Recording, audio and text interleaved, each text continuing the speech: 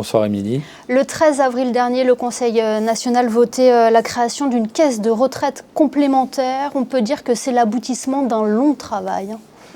Oui, je crois qu'on peut le dire. C'est un travail qui a débuté il y a une dizaine d'années par un vœu fait par les partenaires sociaux de l'époque, à savoir l'USM, la FEDEM. Donc un vœu, évidemment, il faut le réaliser, et le réaliser, c'est beaucoup de travail. C'est beaucoup de travail parce que beaucoup d'enjeux dans la création d'une caisse de retraite, évidemment, et l'actualité en France nous le montre. C'est des enjeux financiers énormes, c'est la sécurité des retraités, c'est l'engagement de l'État monégasque d'assurer la sécurité du régime. Ces négociations, c'est d'une part un texte de loi qui doit être équilibré, qui doit permettre de répondre aux impératifs techniques de création de la caisse.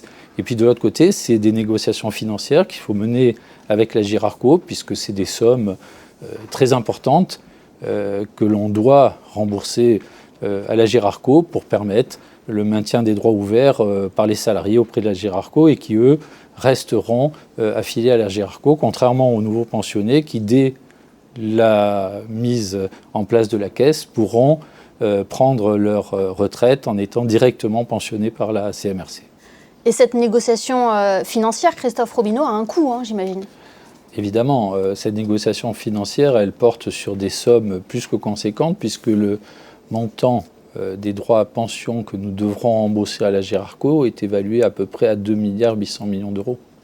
Ce qui veut dire qu'il nous faut négocier des conditions de remboursement qui nous permettent à la fois d'assumer le poids des pensions déjà liquidées, mais aussi de constituer une réserve suffisante pour pallier aux aléas éventuels des années à venir, comme on a pu en connaître à l'occasion de la pandémie Covid, qui a coûté très cher au régime d'assurance maladie et au régime de retraite. Ce qui veut dire que la négociation, elle a pour objet de trouver le meilleur moyen de concilier à la fois remboursement de ce qu'on appelle la soulte, liquidation des pensions qui vont augmenter forcément au fur et à mesure que les années passent, et constituer une réserve suffisante pour faire face à tous les aléas que pourrait connaître le régime. Et c'est une des conditions évidemment indispensables pour obtenir la sécurité du régime. Comment a été impliqué votre département? Quelles étaient vos préoccupations et également les souhaits du gouvernement princier? Aujourd'hui, on quitte un régime, l'Agirc-Arrco, qui est un régime solide en France. C'est un des seuls régimes qui est solide et qui n'a pas de dette, qui a des réserves et qui garantit de servir les pensions aux salariés qui étaient affiliés. Notre objectif étant de faire aussi bien.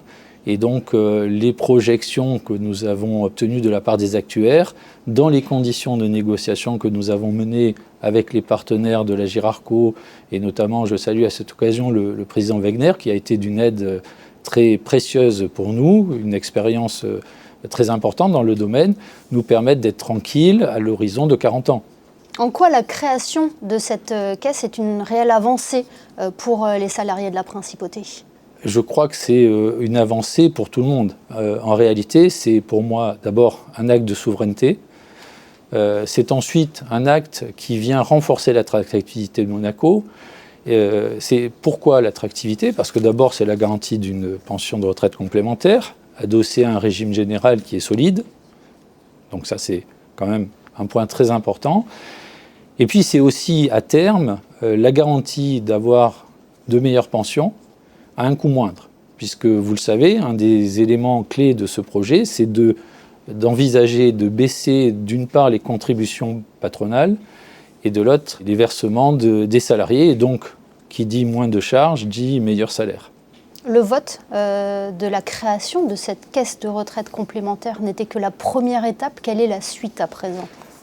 La suite, c'est effectivement de mettre en musique cette caisse. Un énorme travail est fait par les caisses de retraite pour essayer de reconstituer avec la plus grande exhaustivité possible les carrières des salariés qui ont eu une part de leur activité à Monaco et qui donc vont pouvoir bénéficier des prestations de cette nouvelle caisse de retraite. Et bien évidemment, il faut que l'on ait un rapprochement le plus exhaustif possible pour ne pas perdre des droits qui leur seraient dus.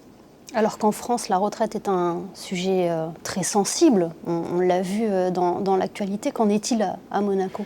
Écoutez, aujourd'hui, je crois qu'on ne brûle pas les poubelles à Monaco. La réalité, c'est que tout le monde est très content du régime qui va être créé, qui représente la 5e caisse de retraite à côté de la caisse des travailleurs indépendants et des salariés, que ce soit pour la maladie et la retraite. Donc un régime complémentaire qui viendra améliorer la qualité des pensions qui seront servies à terme.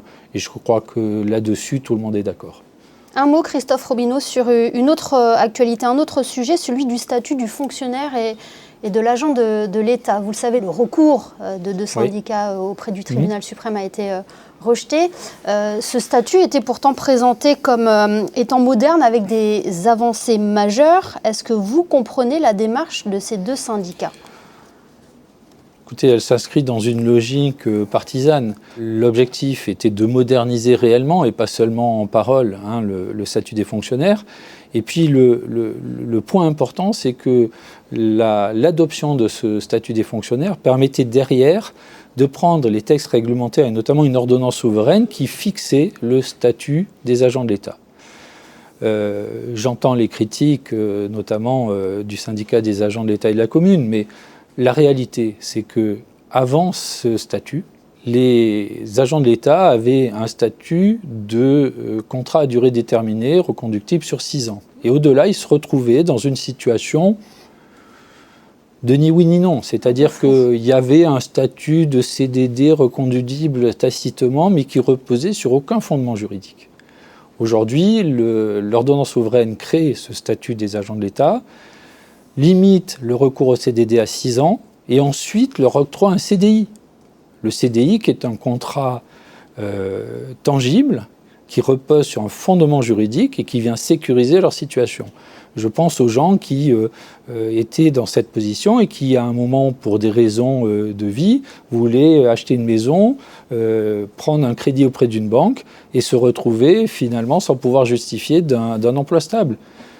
Depuis l'adoption de ce statut, ces salariés vont bénéficier d'un CDI et pouvoir justifier auprès de leur banque d'une situation qui leur permet de bénéficier d'un prêt. Merci beaucoup, Christophe Robineau, d'avoir été avec nous dans les studios de Monaco Info. Merci infiniment. C'est toujours un plaisir. Merci bien.